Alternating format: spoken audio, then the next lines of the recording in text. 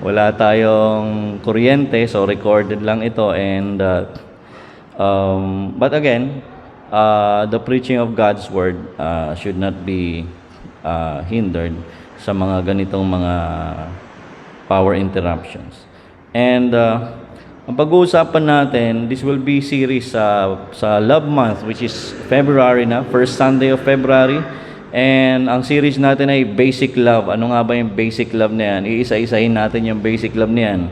And the first of the basic love is yung ating how to love the Lord. Kasi yung L-O-V-E po, may meaning ako dun sa L-O-V-E. Yung L is si Lord. So ito na, sinabi ko na nga, si Lord yan. Now, so ang pag-uusapan natin is how to love the Lord. Paano nga ba mahalin si Lord? Bakit kailangan nating mahalin si Lord? Kasi inutos po ng Biblia. Alam niyo yun? Teka, Pastor, di ba ang love dapat hindi yan pinipilit? Dapat hindi yan, dapat kusa yan. Totoo yun. Pero iniuutos yan. For example, di ba, sabi ng Lord sa mga husbands, love your wives. So, inuutusan tayo ni God na magmahal. Okay? Hindi ito isang bagay na pag gusto mo lang. Love actually is a command of God. And even Jesus Christ, sabi ni Christ, di ba? The world will know that you are my disciples if you love one another. So yung pong pagmamahal ay ito po'y command ni God sa atin. And ang katunayan nga na dapat ay dito tayo, itong pinapractice natin. The moment a person becomes a believer, itong dapat niyang pinapractice ang magmahal. Kasi ang hirap magmahal ng kapwa, lalo pag alam mo yung pagkakamali niya, pag alam mo yung pagkukulang niya, pag alam mo yung mga ginawa niya sa iyo, di ba? Parang ang hirap niyang mahalin, di ba? Pero alam po ninyo, even si Christ, kilalang kilala tayo ni Christ. Alam niya kung ano yung mga ginawa natin na pagkukulang sa Kanya. Alam niya kung ano yung mga bagay na talagang mas pinili natin ng iba kaysa sa Kanya. And it hurts the Lord to know that. And yet, minahal niya pa rin tayo. Di ba?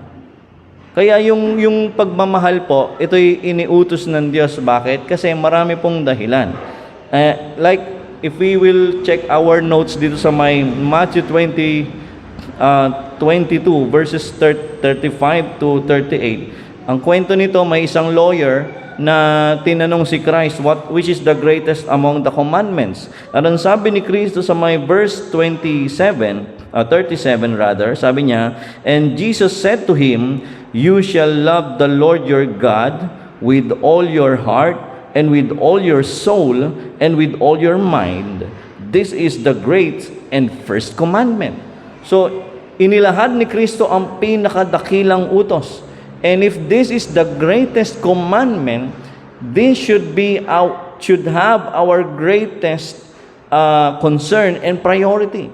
This should be our greatest of all our priorities. Yung mahalin ang Diyos, ang Panginoong Diyos. Why? Because He deserves our love in the first place. Diba? Now, regarding loving God, how to love the Lord, I discovered something from the Ten Commandments. Tandaan nyo, when Christ was asked ng mga Pharisees and Sadducees, o yung isang lawyer, tinanong siya, which is the greatest commandment? Ang sabi ni Kristo ay, you shall love the Lord your God with all your heart, with all your soul, and with all your mind. Sa iba pa mga gospel records, pati with all your strength. Nung sinabi ni Kristo, and itong sabi niyang ganon, because in this summary of the commandment, and also you shall love your neighbor as yourself. So sabi ganon, on these two commandments hinges all the law. Doon daw nakasalalay ang buong kautusan. In other words, Jesus summarized the law. If you're going to summarize the law, ang sinasabi ni Kristo, pagmamahal sa Diyos at pagmamahal sa kapwa. That's the summary of the law. Now, yung pag-uusapan natin, if you will summarize the Ten Commandments, hahatiin nyo, may dalawang division yan. Yung first division yan, yung Commandments 1 to 4. Tapos sumunod yung Commandments 5 to 6. At yung division na yon, yung commandments 1 to 4, has something to do with our love for God. And yung commandments 5 to 10 talks about how we are to love our neighbor or others. So yun ang titingnan natin. So sabi ko, kung yung first 4 commandments sa 10 commandments has something to do with our love for God, then most probably the first 4 commandments have some insights on how we are going to love the Lord. At eto na nga, ang nakita ko po dito sa may 4 commandments na ito, first 4 commandments sa 10 commandments sa ito. So using the word Lord, di ba? Using the word Lord, doon natin kukunin yung ating points. Number 1, learn who He is. Kilalanin mo kung sino siya. Sabi sa may Exodus chapter 20, actually sa Exodus chapter 20 verses 1 to 17, dito natin makikita yung the 10 commandments. Now, dito sa may verses 1 to 11 ang pag-uusapan natin kasi ito yung first 4 commandment. At sabi sa may verses 1 to 2, and God spoke all these words. So, ibig sabihin, this is the Word of God. The 10 commandment is the Word of God. Hindi lang siya the Word of God. They were actually inscribed by God with the finger of God dun sa may tablets ni Moses, if you will recall. So, how can we learn the Lord? How can we know the Lord? How can we learn who He is? Through His Word. It is impossible to say that you know the Lord, but you do not know His Word. Hindi ho po pwede yun. And it doesn't work that way. If one claims that he knows the Lord, dapat alam niya ang Word ng Lord. Sadly, there are people who claim they love the Lord, they know the Lord, and yet ignorant of the Word. Hindi ho po pwede yun eh. If you say that you are faithful to God, marami nagkiklaim, deboto sila ni Kristo. Pero pag tinanong mo kung deboto ka ni Kristo, alam mo ba ang salita niya? Wala siyang alam sa Word of God. True devotees of the Lord Jesus are devoted to His Word. And you cannot divorce that. Hindi mo po pwedeng paghiwalayin yan. So, learn who He is through His Word. Sabi nga noon, and God spoke all these words. So, it is the Lord's Word. And it's the only way for us to know the Lord. And as we know the Lord, we can love the Lord. Mahirap naman na mahalin mong isang tao na hindi mo pa siya kilala. Although minsan baliktad, di ba? May mga tao ganito. Pag hindi niya pa kilala na-struck siya ng kagandahan, di ba? Na nagandahan siya, o let's say, na-impress siya sa tao, o yung tinatawag na love at first sight, di ba? Grabe yung pagiging in love ng tao pag nalalove at first sight. Pero, ang tao, the more na nakikilala niya yung kanyang counterpart, parang, ano ba to? Di ba? Di ba? Pansinin niyo tayo. The more na nakikilala natin ng isang tao, nalalaman natin ang ugali niya, pati yung kanyang mga secrets, o let's say yung kanyang mga hindi pinapaalam sa tao, sa ibang tao. Tapos ikaw nakikilala mo, na-discover mo, ay, ganun pala siya. Ay, ang lakas maghilik. Ay, ganito. Minsan lang maligo. Whatever, di ba? Di ba? Pag nakikilala mo ng gusto, up close and personal lang isang tao, yung love natin nagpe-fade. That's basically human, human experience so yan.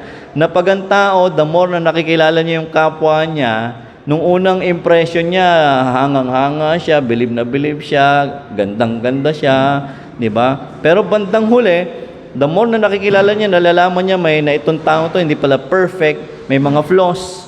Then, we begin to love that person less and less. Di ba? Lalo sa mag-asawa, kaya nga ang command ni Christ is love one another. Hindi lang sa mag-asawa, kundi sa bawat magkakapatid. Magmahalan sa isa't isa. Kasi, ang nagiging hadlang minsan kaya hindi mo na kayang mahalin ng kapwa mo pagka nakikilala mo na siya, di ba? Ay, ayoko. Ay, may palpak to. Ay, ganito. Hindi ko na.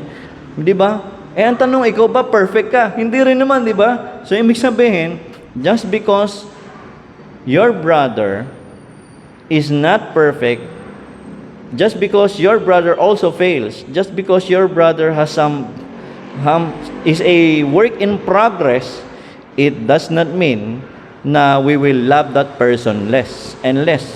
That's our tendency. The human tendency is the more we know somebody, the less we love them. We love them less and less. But it's different kay Lord.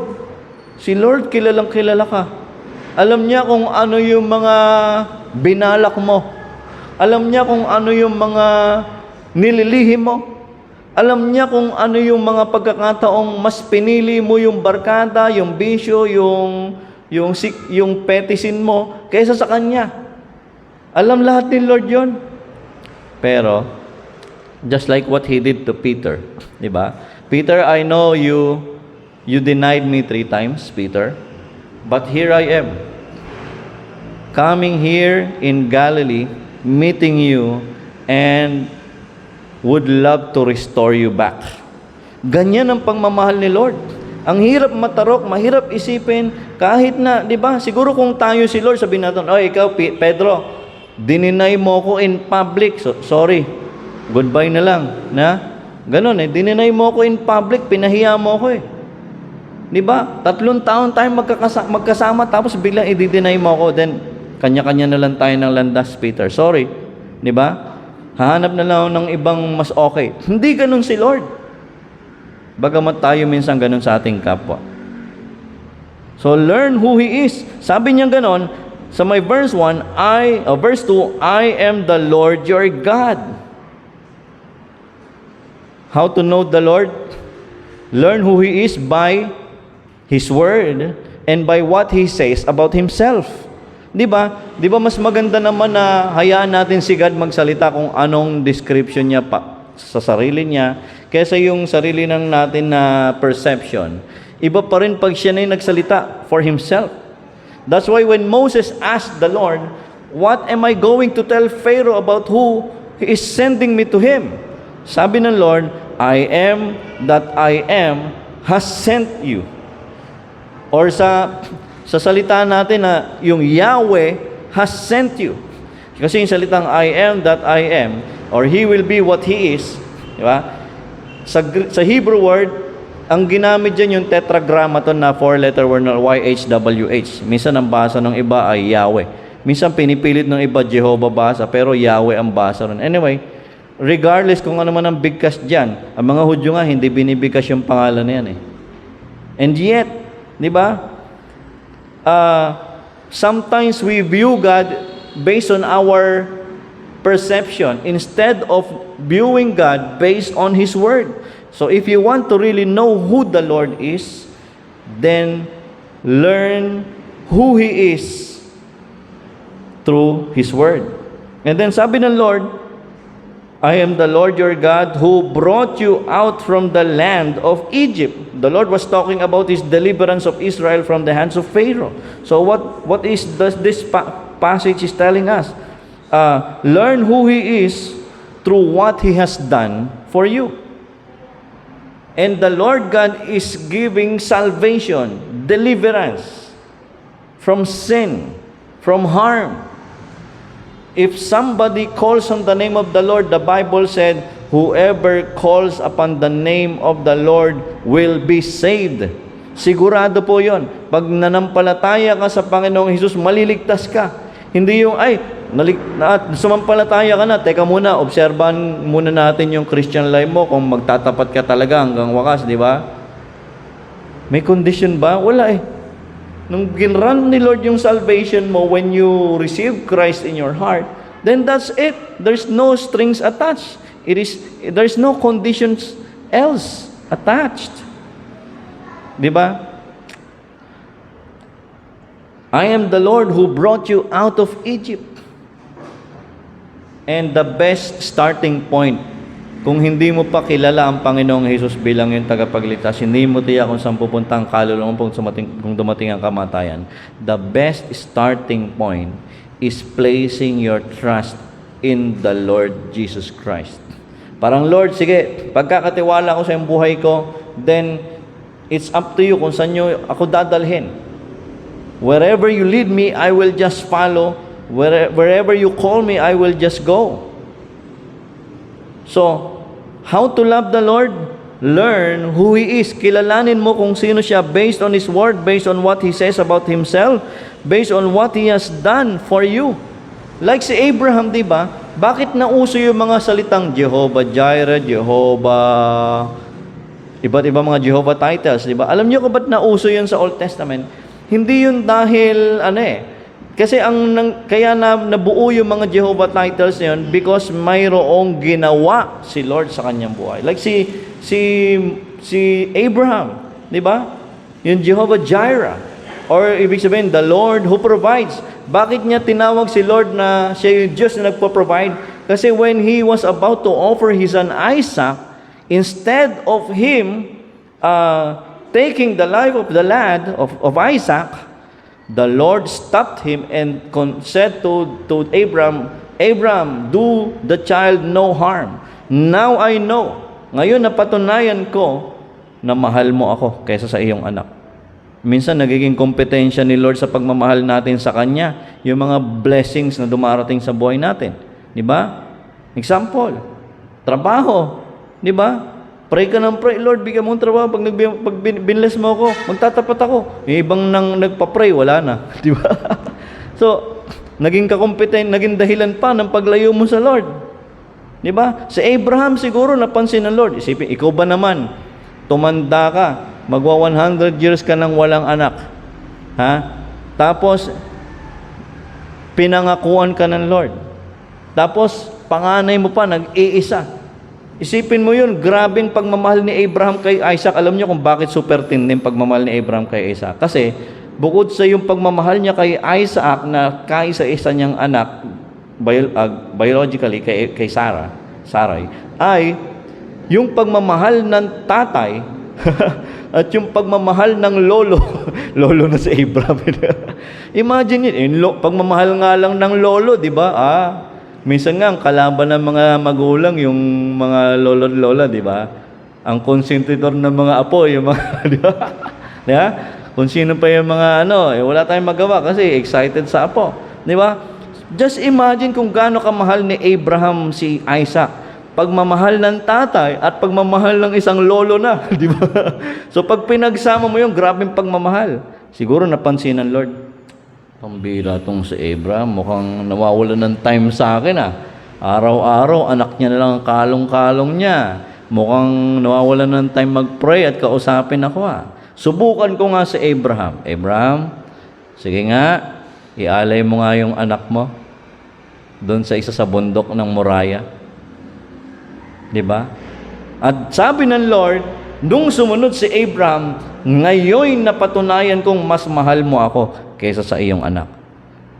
Sana tayo wag umabot sa ganun, Kung meron tayong mas tinatangkilip, binibigyan ng panahon kaysa kay Lord, kung ano man yan, trabaho, negosyo, pamilya, anak, kaabalahan, kung ano man yan na mas nagiging dahilan kaya wala kang time kay Lord, mag-isip-isip ka.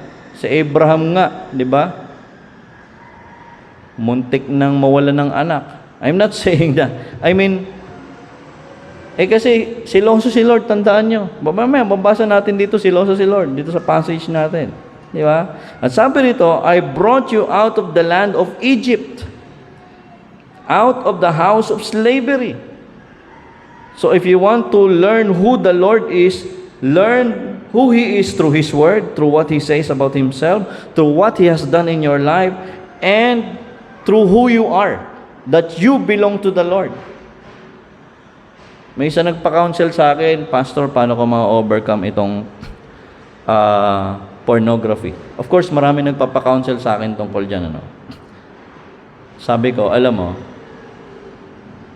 palagi mo, kabisaduhin mo yung Galatians chapter 2 verse 20. Ano ba sabi ron?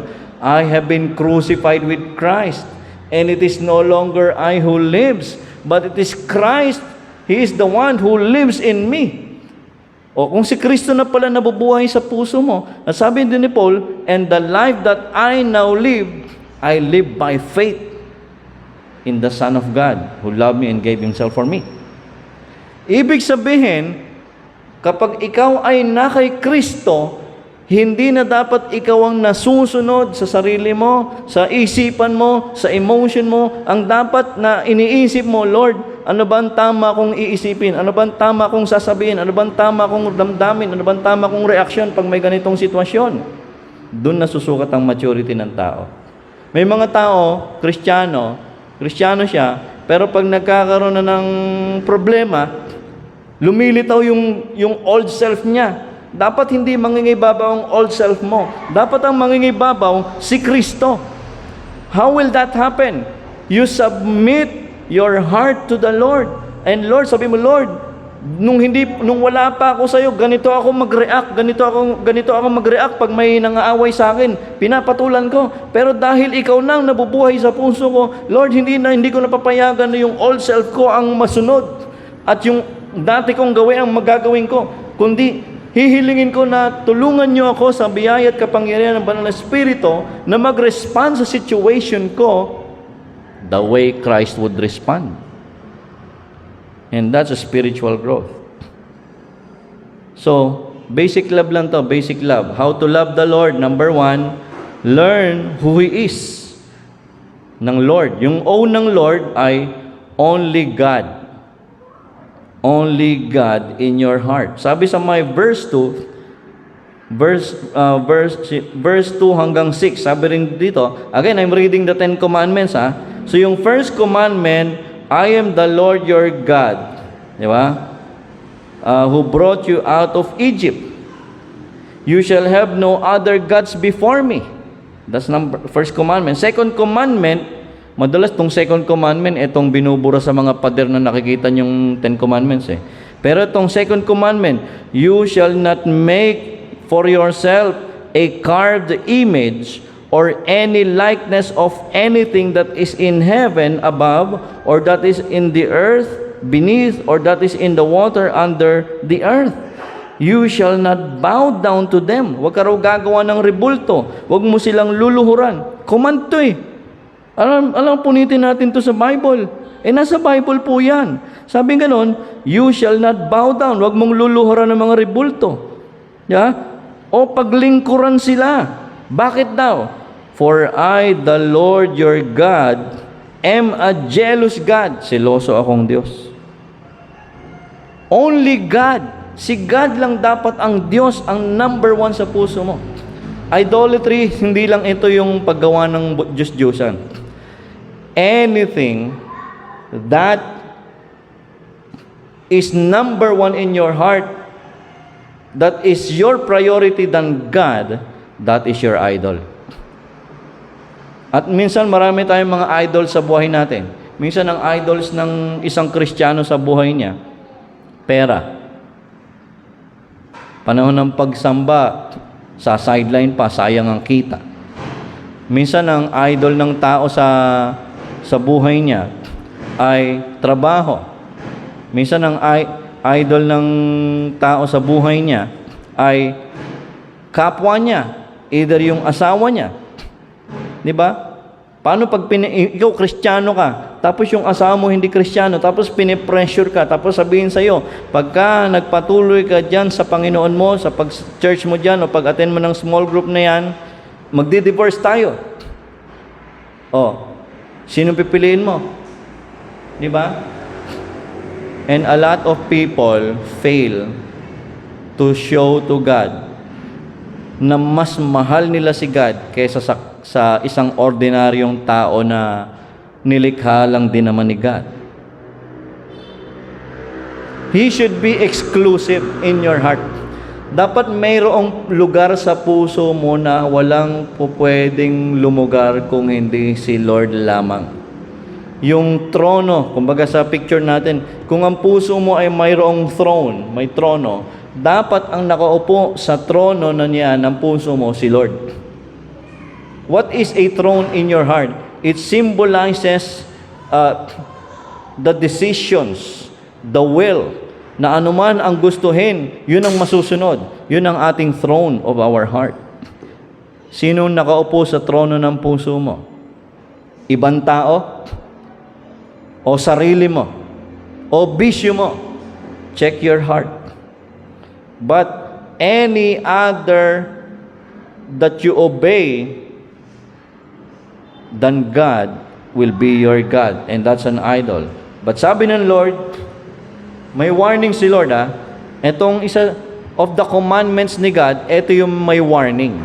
Sabi ng Lord, if you will make an idol for yourself, and if you bow down and serve that idol, sabi ng Lord, don't you know that I'm a jealous God, and I am going to punish your iniquity to the third and fourth generation. Ito yung mabigat na may na command ni God na may parusa, na may punishment, up to the third and fourth generation. Just think of it. Idolatry brings curse in your life and to your family and posterity. Nasa Bible yan Hindi ko naman nilagay yan. Binabasa ko lang naman. So, how to love the Lord? Number 1, learn who He is. Number 2, only God should be at the center of your heart. And letter R, respect His name. Sabi sa verse 7, you shall not take the name of the Lord your God in vain. Igalang, parangalan ang pangalan ng Panginoong Diyos. Kaya pag may naririnig kayong binabanggit ang pangalan ni Jesus sa walang kapararakang bagay, pagsabihan ninyo. Alam nyo, ang mga tao marunong namang gumalang sa pangalang dapat igalang. Kahit hindi Kristiyano, marunong gumalang sa pangalang dapat igalang. Gusto nyong sample? Tingnan nyo Subukan mong magsalita ng hindi maganda sa mga pangalang iginagalang ng Muslim religion na nandun ka sa bansa nila. Tingnan ko kung makauwi kang buhay. Subukan mong bastusin yung pangalan ni Muhammad o ni Allah doon sa bansa nila. Nako, hindi ka na makakauwing buhay. Kaya yung mga tao, ginagalang. Bakit? Kasi yung mga followers ni Allah at ni Muhammad, they strictly obey the command. Pagdating sa ating mga Kristiyano, okay lang na lapastanganin ang pangalan ng Panginoon. Di ba? Pinapalampas natin Kaya tuloy binabastos ang ating Diyos. Di ba? Ikaw kaya, subukan mong, let's say, yung asawa mo, siraan, o bastusin. Di ba magagalit ka? O anak mo, pagsabihan ng hindi tama, na hindi naman totoo, di ba magagalit ka? Pero pagdating kay Lord, okay lang? Di ba? Dapat tayo yung mga, sabi nga sa Bible, yung salitang imago Dei, image of God. We are carriers of the image of God. And as we carry the image of God, we also carry His name. And yung name ni God na yon, hindi lang ito basta title na pangalan niya, it represents His divine character. Kaya wag nating hahayaan na yung pangalan ng Panginoon ay nalalapastangan. Okay?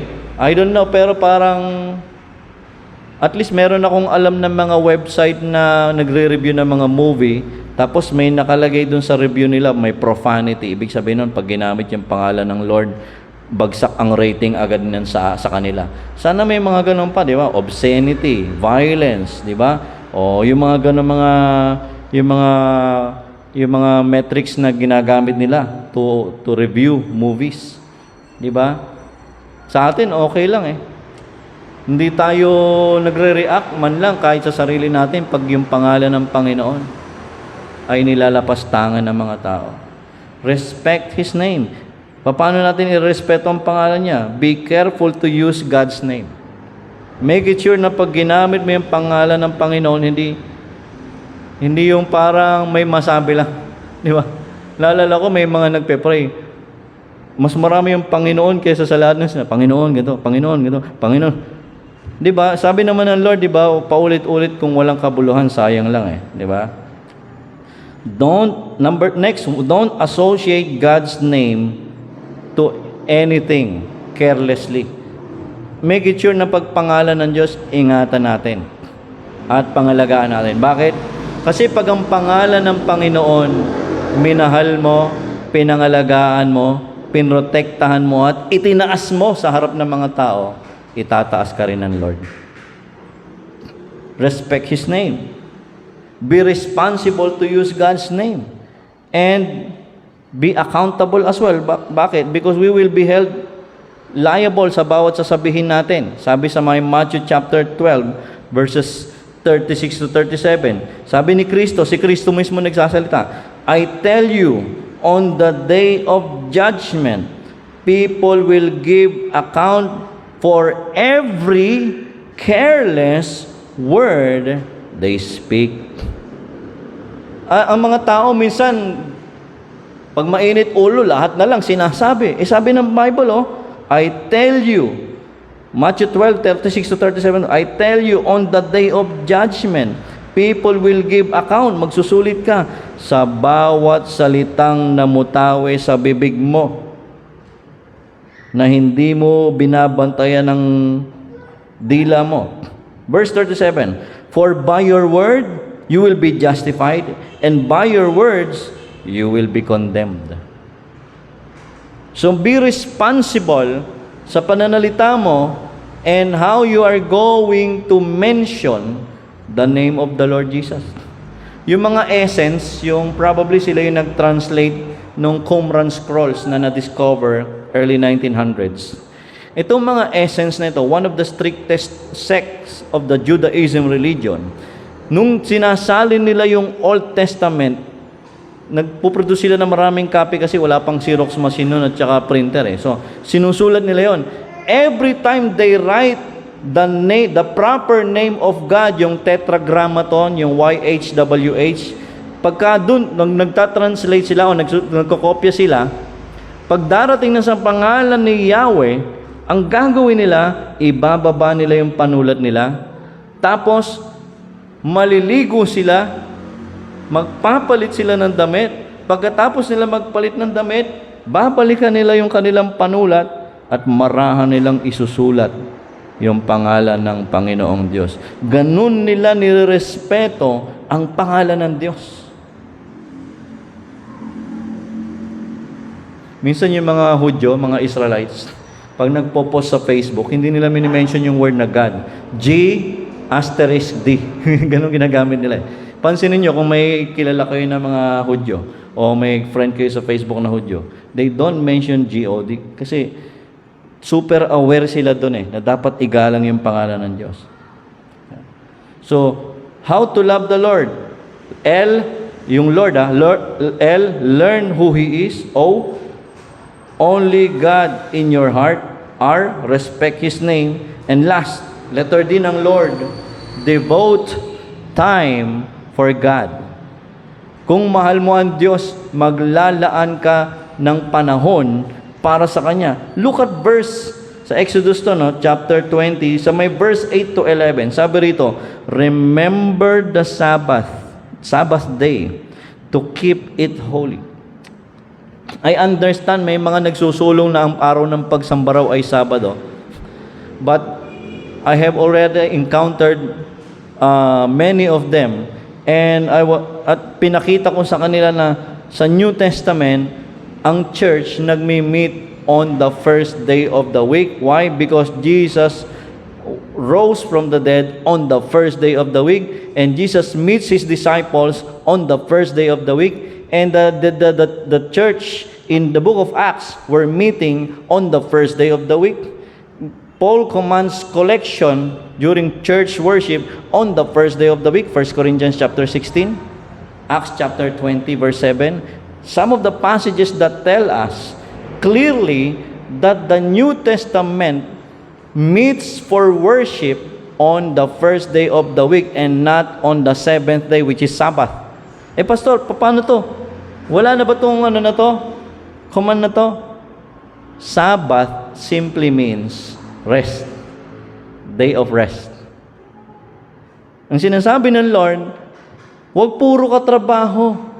Huwag puro marami kang panahon sa ibang bagay, pero wala kang panahon magpahinga sa kapiling ang Lord. Yun ang point ng Sabbath. Sabbath means rest, Sabaton. It means rest. Diba? Hindi yung, ay, rest day, pero laba day. Di ba?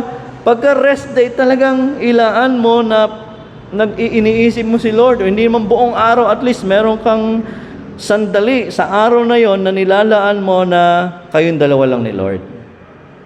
Magkaniig kayo ng Lord. Kausap mo si Lord, o kaya tahimik ka lang na naghihintay ng sasabihin ng Lord sa puso mo. Don't you know that waiting is one of the spiritual disciplines that we ought to cultivate? In this world full of noise, spending time in silence, communing with God, is so vital for your spiritual growth. Kaya yung panahon na ikaw'y magre-relax. Si Lord nga, hindi ibig sabihin na pagod si Lord, kundi may itinuturo siya sa atin. 7 days, 6 days, mag-work, o gawin mo yung dapat mong gawin. On the 7th day, time mo yan para ipahinga. Hindi lang ang katawan mo, kundi ang kaluluwa mo. Di ba? Madidefeat ang purpose ng rest na ibig sabihin ng Sabbath sa Bible kung physically at rest ka lang, pero emotionally, spiritually, mentally, you are in turmoil. No. Pag sinabing rest with the Lord, day of rest with the Lord, hindi ka lang physically at rest. Kung hindi yung puso mo, isip mo, pinapahinga mo. Kaya ang daming tinutubuan na kung ano-anong sakit sa katawan kasi wala siyang panahong ipahinga ang isip niya sa stressful na araw-araw. Merong isang company owner na Bible study ko sa Pasig. Sabi niya, Pastor, pag-pray mo ko kasi parang gulong-gulo siya sa isip niya. Sabi ko ganun sa kanya, Sister, ganito gawin mo, sis. Plan, ito, I don't know kung mariring mo to first time, pero I will say it anyway. Plan your worry time. Ibig sabihin, take charge of your life. Control what seems to be controlling your life. Kung sa tingin mo yung stress, kinokontrol ka. Kung sa tingin mo yung worry, kinokontrol ka, then take charge. Schedule your worry time. Sabi mo, take charge of your life. Sabi mo, ako magwo-worry lang ako araw ng Monday. Monday, busy yun. Let's say, araw ng Friday, 5 to 6. Yun lang ang worry time ko. Anong schedule nyo ng worry time? Take charge of your life. Schedule your worry time. Hindi yung your schedule is at the mercy of your worries. Many people do that. Every day nagwo-worry. Lalo mga babae, they are warriors. But the moment you take charge of your life, instead of being a warrior, you begin to commune with God, you will come out as a warrior of the Lord. The secret is finding rest in Christ. To be in communion with Christ. Alam niyo, minsan nalulungkot ako, may mga tao, okay, Christian, meron siyang tinatawag na me day. Me day. Oy, this is my day. Walang manggugulo. It's my day. Me day ito. Yung saan nila napulot yung mga me day na yan, no? Sabi naman ng Bible, sabi sa huling araw, yung mga tao maibigin sa sarili, kaya may me day siya. Meron siyang me day, pero wala siyang time lang hindi day. Wala siyang time with God. Kakalungkot. Meron siyang me day, pero wala siyang time with God. Just think of it. Kaya sabi sa prophecy sa Bible, godlessness will be prevalent.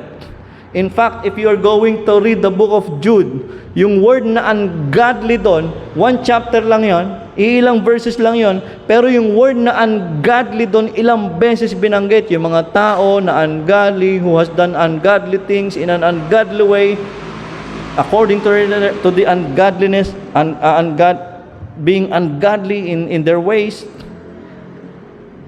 Ano ibig sabihin ng ungodly? Walang Diyos. At nag-uumpisa ang pagiging ungodly ng isang tao pag wala siyang panahon sa Diyos. Ungodliness will eat your spiritual excitement the moment it creeps in when you allow and do not defend your time with God. That's why I suggest protect your time with God. Masira na yung iba mong schedule, magalaw na yung iba mong commitment, wag lang yung time mo with God. Devote time for God.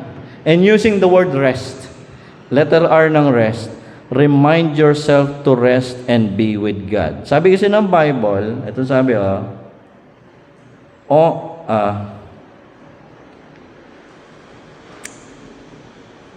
saan ba yun? Verse 9, 6 days you shall labor and do all your work. Verse 10, but the seventh day is a Sabbath to the Lord your God. Remind yourself. Kasi sabi sa verse 8, remember the Sabbath day to keep it holy. So, remind yourself. May time pa ba ako kay God? May time pa ba akong ipahinga ang aking katawan? Alam nyo, yung katawan natin, kailangan pinapahinga yan eh. At ang pinaka-the best na pahinga ng katawan mo, kasabay ng communion mo with God, yung time mo mag-commune with God.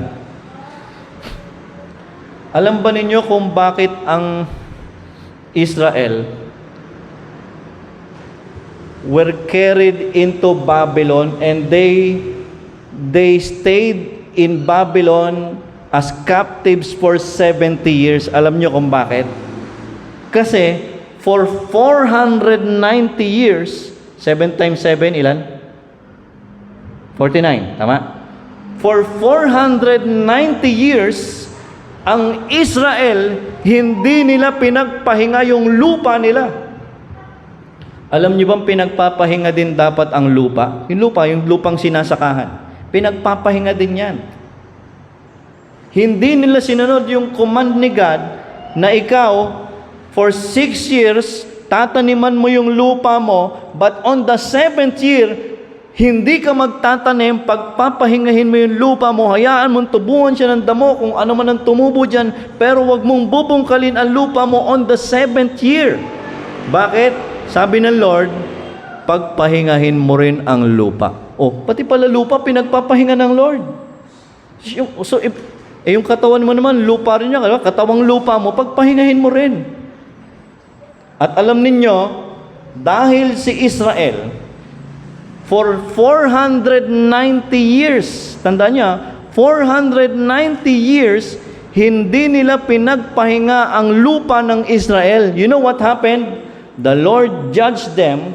He used King Nebuchadnezzar of Babylon to raid them and to capture them and to take them as captives to Babylon. And they stayed in Babylon for how many years? 7 times 7? 49?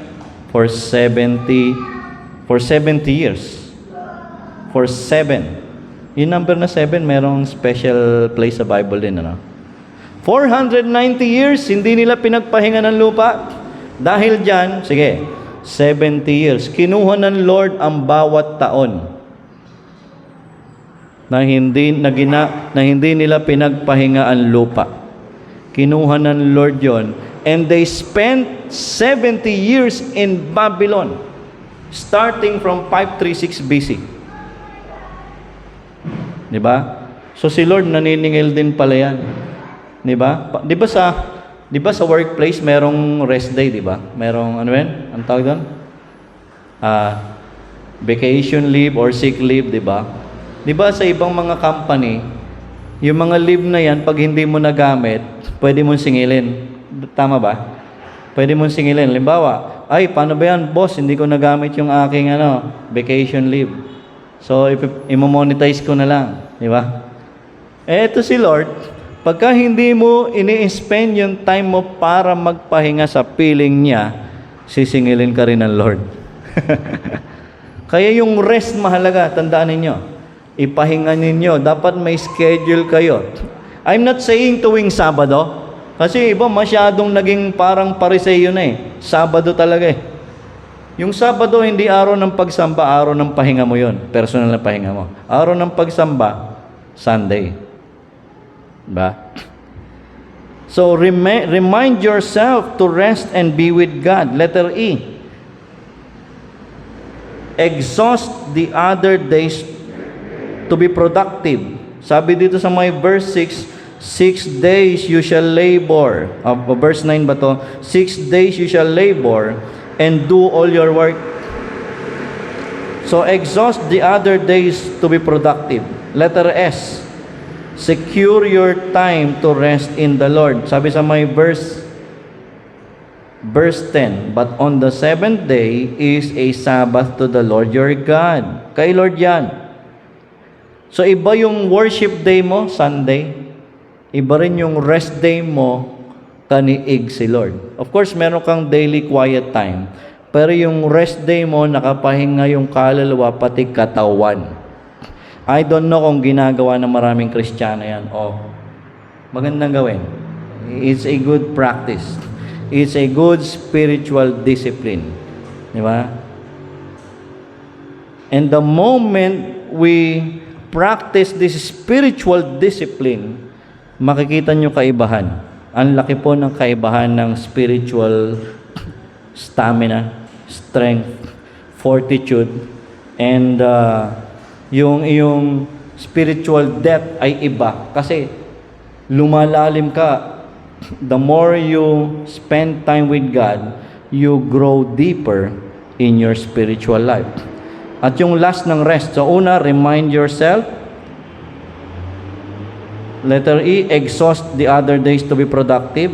Secure your time to rest in the Lord on a specific day. And teach others the discipline of rest. Sabi sa may verse 11, sabi sa may verse 10 pa rin, on it you shall not do any work, or your son, or your daughter, your male servant, or your female servant, or your livestock, or the sojourner who is within your gates. Yung bisita mo, yung anak mo, yung trabahador mo, pagpahingahin mo rin. Which exhorts yung mga may, mga Kristiyanong may negosyo, pagpahingahin nyo rin, yung bigyan nyo ng pahinga yung manggagawa nyo.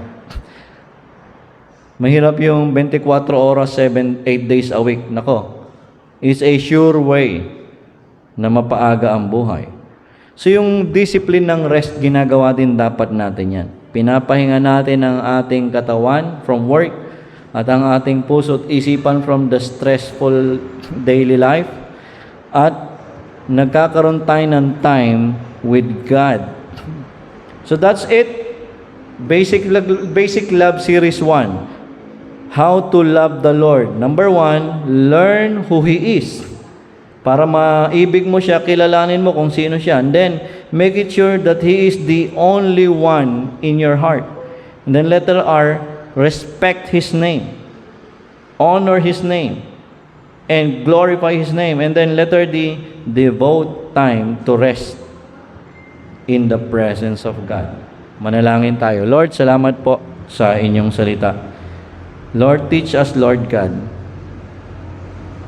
and help us discover the secret of spiritual growth, strength, fortitude, and depth.